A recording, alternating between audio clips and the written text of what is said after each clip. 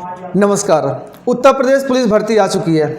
आपको फॉर्म भरने के लिए जो टाइम दिया गया है बहुत शॉर्ट दिया गया है, यानी कुल मिलाकर 19-20 दिन का टाइम आपको दिया गया है। उसी बीच आपके डिजी लॉकर का सत्यापन भी होना है, यानी कि आपको डॉक्यूमेंट अपलोड करने की ज़रूरत नहीं है, डिजी लॉकर से उसका सत्यापन कर लिया जाएगा। अब ध्यान रखें कि आपके जो हाई स्कूल और इंटर की मार्कशीट है, जैसा उसमें नाम है, इस हाई स्कूल में आपका नाम, डेट ऑफ बर्थ, पिता का नाम है, वैसा सेम आपके आधार कार्ड में भी होना चाहिए। अगर थोड़ी सी भी मिसमैच हुई तो आपके डिजी लॉकर सत्यापन आपका नहीं करेगा और आप फॉर्म फिलअप नहीं कर पाएंगे, और किसी कारणवश से आप अपना डेटा मैन्युअली अपलोड नहीं कर पाएंगे। इसमें आप नोट करके चलिएगा।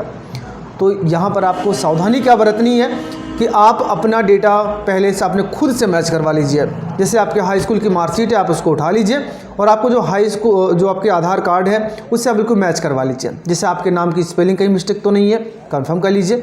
डेट ऑफ बर्थ में कोई मिस्टेक नहीं है, उसको भी कंफर्म कर लीजिए। हाई स्कूल में जो पिता का नाम है वैसा बिल्कुल सेम आपके आधार कार्ड में भी होना चाहिए।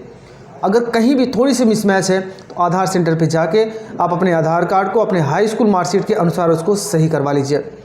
मान के चलिए आधार सेंटर पे आप जाते हैं और उसको कभी कभी किसी का जल्दी अपडेट हो जाता है, 24 घंटे 72 घंटे में भी हो जाता है, किसी का 3-4 महीने लग जाते हैं। तो ये प्रॉब्लम आपके साथ ना हो, इसलिए अपने डॉक्यूमेंट को पहले से आप कंफर्म करके रखिए। और आपके आधार कार्ड से मोबाइल नंबर लिंक होना भी बहुत ज़रूरी है। और वो अगर इतना ही नहीं है, जब मान चलिए कोई मोबाइल नंबर लिंक है लेकिन वो मोबाइल नंबर एक्टिव नहीं है आपके पास या खो चुकी है, तो जो आपके पास मोबाइल नंबर है उसको आप अपडेट करवा लीजिए, ठीक है ना। तो ये काम आप ज़रूर करवा लीजिए, नहीं तो आपको समस्या का सामना करना पड़ सकता है। अब यहाँ पर देखिए आप इस रजिस्ट्रेशन का प्रोसेस क्या है, हम आपको इस वीडियो में पूरा बताने वाले हैं। कौन कौन से डॉक्यूमेंट आपको पहले से संभाल के रखने हैं, जैसे आय जाति निवास है ना, उसको भी बनवा के आप रख लीजिए। जब फॉर्म भरेंगे फिर अप्लाई करवाएंगे, हो सकता है रिजेक्ट हो जाए, कुछ भी हो जाए, तो पहले से आप उसको तैयार होकर रखें।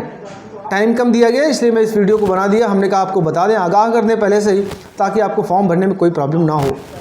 चलिए हम यहाँ पर हमने एक खाका तैयार किया हुआ है कि कैसे ऑनलाइन होना है, क्या क्या प्रोसेस है। देखिए इसकी ऑफिशियल वेबसाइट पे पहुँचने के लिए आपको लिखना होगा uppbpb.gov.in। ऑफिशियल वेबसाइट पे पहुँच जाएंगे, आपको मिलेगा ऑल नोटिफिकेशन का ऑप्शन, आप उस पर क्लिक करेंगे, कैंडिडेट रजिस्ट्रेशन के ऑप्शन पे आप क्लिक कर देंगे।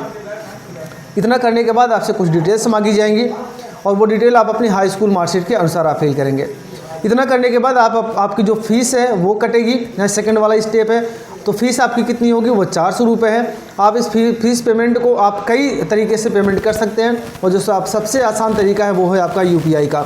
QR कोड भी जनरेट हो सकता है, पेटीएम, गूगल पे, फ़ोन के जरिए भी आप पेमेंट आप कर सकते हैं। अगर ये चीज़ें आप नहीं चलाते हैं, डेबिट कार्ड, क्रेडिट कार्ड या नेट बैंकिंग के जरिए भी आप पेमेंट कर सकते हैं। चलिए ठीक है, इतना पेमेंट करने के बाद आपका जो डिजी लॉकर का सत्यापन है वो किया जाएगा। जैसे आपके एजुकेशनल क्वालिफिकेशंस क्या हैं, हाई स्कूल इंटर की मार्कशीट का जो डेटा है वो डिजी लॉकर से एक्सेप्ट कर लिया जाएगा। और आपके जो सर्टिफिकेट हैं, चाहे वो जाति प्रमाण पत्र हो, निवास प्रमाण पत्र हो, इन सभी का वेरिफिकेशन भी आपके डिजी लॉकर से ही किया जाएगा। इसलिए डिजी लॉकर का अकाउंट आपने नहीं बनाया है तो डिस्क्रिप्शन में हम लिंक दे रहे हैं, वहाँ से जाके आप कैसे बनाएंगे उसको बना लीजिएगा। चलिए अब यहाँ पर देखिए, इतना काम होने के बाद आपको और कुछ डॉक्यूमेंट, देखिए आपको जो जाति निवास है ना, आप उनको ज़रूर अभी बनवा लीजिए, अभी अप्लाई करवा लीजिए अपने CSC सेंटर पे जाके, आपको जो नज़दीकी पड़ते हों। तो ये काम आप जल्द से जल्द करवा लीजिए। अब मैं बात करता हूँ फ़ोटो अपलोड करने की। देखिए जो फ़ोटो है ना, वो बिल्कुल ध्यान रखें कि जो आपके फ़ोटो की बैकग्राउंड होगी वो सफ़ेद या ग्रे कलर में, वाइट हो या ग्रे, ये दोनों कलर आपके बैकग्राउंड में चल जाएंगे। इसके अलावा आपका कोई कलर नहीं चलेगा। और आपकी जो फ़ोटो है वो बिल्कुल सीधी होनी चाहिए, दोनों कान बिल्कुल सामने दिखते रहने चाहिए। ऐसे करके आप फ़ोटो मत खिंचवाइए, ऐसे भी नहीं, बिल्कुल दोनों कान जहाँ दिखते हों ऐसे, आंखें बिल्कुल खुली होनी चाहिए, मुंह आपका बंद होना चाहिए, ऐसे ही, ठीक है ना। आपका जो चेहरा है वो पूरी 70% वो दिखना चाहिए। ऐसा नहीं कि यहाँ तक आपने फ़ोटो खिंचवा ली है, यहाँ तक, इतना काम मत करिएगा। तो पूरी फ़ोटो आप वहाँ पर अपलोड करेंगे और आपकी जो सिग्नेचर होगी वो ब्लैक पेन से आप करेंगे और वाइट बैकग्राउंड पे आप सिग्नेचर करेंगे, उसको स्कैन करके आप अपलोड कर लीजिएगा। क्योंकि जो फॉर्म रिजेक्ट किया जाता है वो सबसे ज़्यादा फ़ोटो के ज़रिए ही आपका रिजेक्ट किया जाएगा, इसलिए ये सभी डेटा आप अपना संभाल के रखिए, ठीक है ना। तो वीडियो देखने के लिए आपका बहुत बहुत धन्यवाद। आपका दिन शुभ हो।